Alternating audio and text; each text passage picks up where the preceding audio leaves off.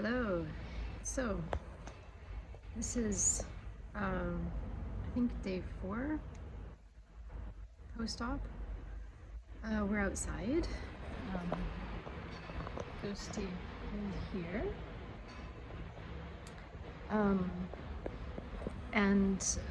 It's been complicated. It's been a bit rough because he didn't pee for about 2 days, or it didn't pee as far as I could tell for 2 days, about 48 hours total. And so there was a bit of panic. We had to go back and forth from the vet twice in a very short period of time. They gave him muscle relaxants the first time in hopes that that would relax his muscles enough to make him pee. That was in Sunday evening, and then Monday morning we had to go, well, Monday late morning, like 12:30, we had to go back to the vet because he still hadn't peed, or at least not very much. And the vet suggested that we take him outside because his usual habit is to come walk around this little courtyard that we have here, and then come upstairs to the apartment and pee. So that's what we started doing. I was wary about letting him outside because I wasn't sure about his wound and all of that. So that's what we've been doing. The thing is that he's actually no legs, baby. No legs. So he's grooming. So I was keeping an eye. It's okay. It's okay. Keeping an eye on him grooming because he doesn't have his collar on. So yeah, he did pee, and he's been peeing regularly and quite a lot actually for the past day and a half. And I have to stop this and come back. Sorry, yeah. So he's actually been using his litter box a lot. He hasn't had a bowel movement yet though, which I think is relatively normal in these cases. But he's peed like 3 times in the past few hours, and quite a lot, so I think the diuretic is working. But also, as a friend mentioned or commented on one of the previous videos, that less sand in the litter box might help. And I think she was right, because as soon as I took a large chunk of sand out of one of the litter boxes to try and put it just on the ground to see if maybe it was the litter box that was giving him issues, I took a bunch out, put it on like one of those diaper mats, the ones that are used for like puppies when they're learning, puppy beans, bastilix.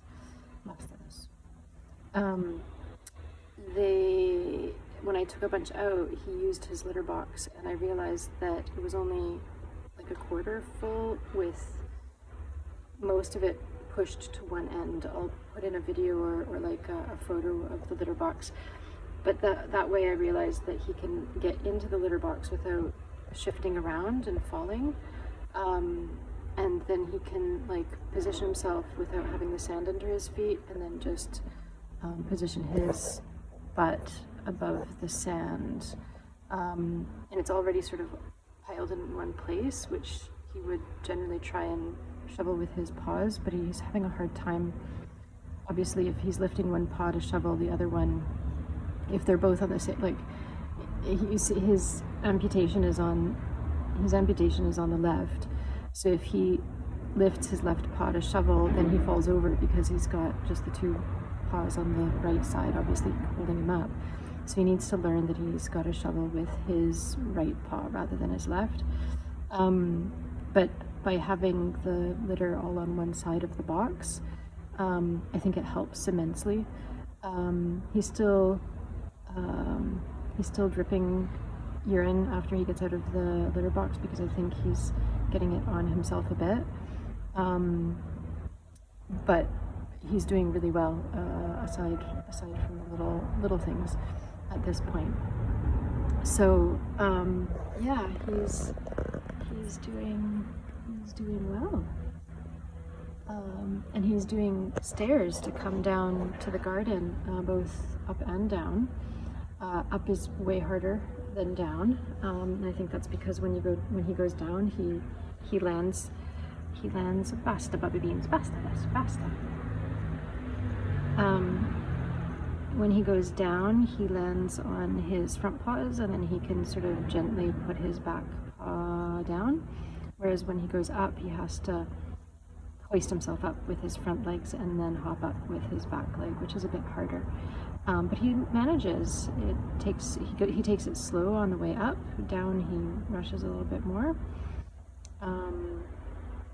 But yeah, he's doing quite well today. I found him to be a little bit low on spirit today compared to other days, and I don't know if it's because, I wonder if it's from the cone, like the collar, and the fact that I'm leaving it on him a little bit longer these days, like at night and stuff. And he, obviously, if he has the cone on, he can't groom, and he can't like clean his face, and if he's got an itch, he can't scratch it. So it's got to be a little bit frustrating.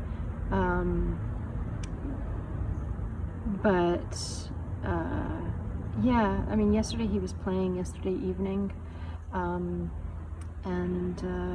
yeah, he's generally a pretty calm and relaxed cat.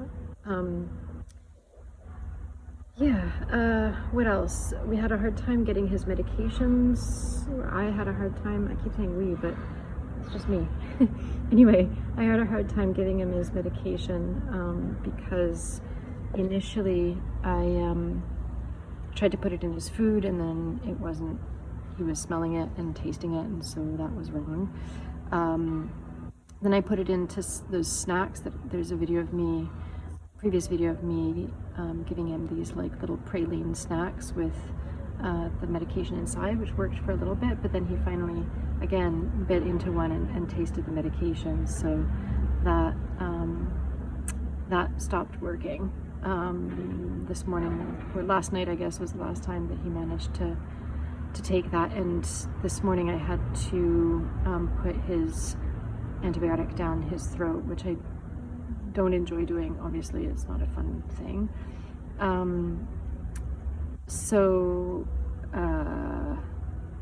Yeah, we're gonna try different snacks today, this evening, in the hopes that that works. Maybe switch up the snacks every once in a while just to see if that confuses him enough. Yeah, I'm not sure how else to manage that, because it is complicated. So yeah, that's where we're at. I'll update in the next day or so.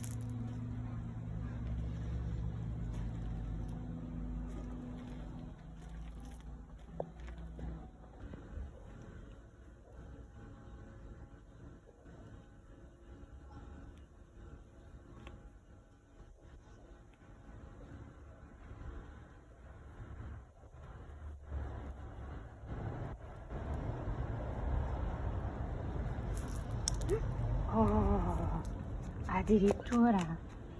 You're doing kicks and licks? Oh my goodness. Okay, basta.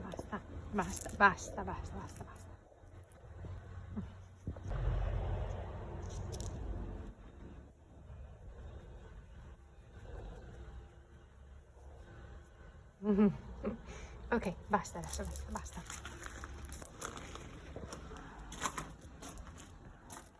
Andiamo verso casa?